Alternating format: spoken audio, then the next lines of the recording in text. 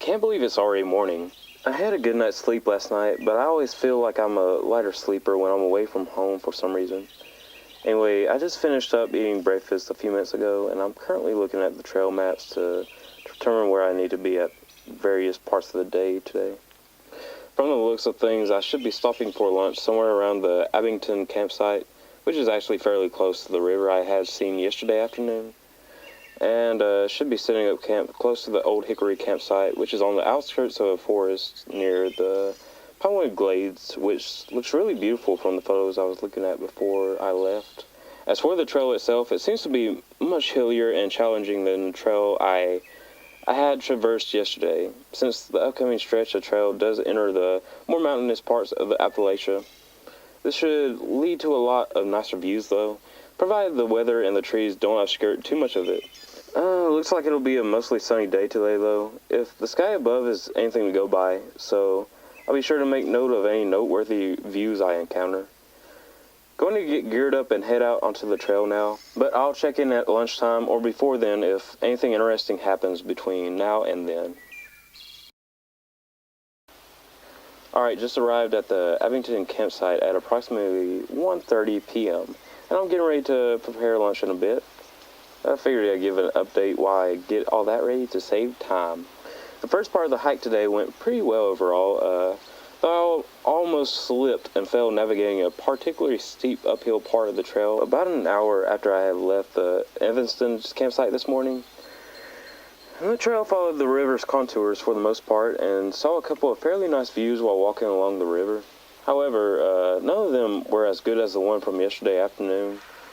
Though I have to say that the sunrise over the mountains did make the view more fantastic than they would have if I had seen them in the afternoon, of course.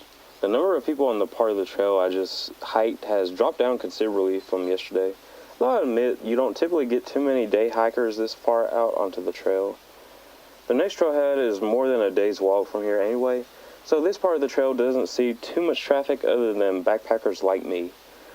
I can actually be somewhat at peace and look around at nature as I walk along the trail now, which was the main reason I'm out here doing this in the first place, you know.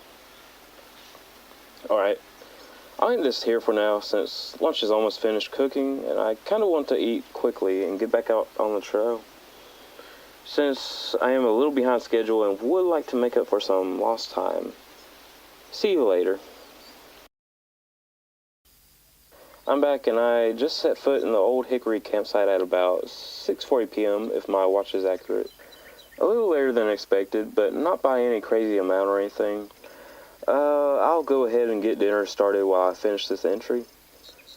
So after I left the Abington campsite, the trail was still fairly hilly and steep in places, but it wasn't anything close to what the terrain was when I nearly slipped and fell earlier today. Didn't really get a whole lot of nice views on the river or the mountains on this stretch of the trail, since there were more trees blocking the view of things than the maps I reviewed had led me to believe. No big deal really, as long as I get to see and make note of the really great views coming up around Overlook Peak. Supposedly you can see for miles from the top of it, and many folks have used that peak to propose to their significant others and whatnot.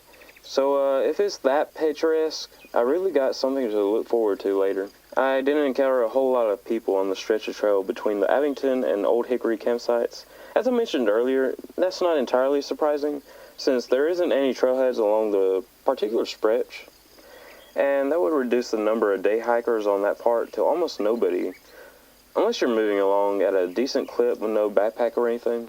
Anyway, another good day out on the trail today, despite me almost taking another nasty fall earlier. Can't wait to see what kinds of things and views I'll see in the last 2 days of my journey here. I'll be back on in case something comes to mind, but until then, peace out.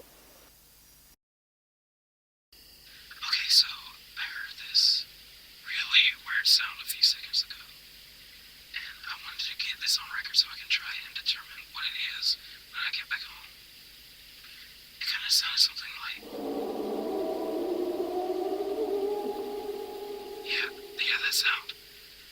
That doesn't sound like any animal I've ever seen or heard of before. I know that animals can make some unusual sounds when they're doing mating calls or whatever. But that sound is just so unnatural and freaky sounding to me. I don't know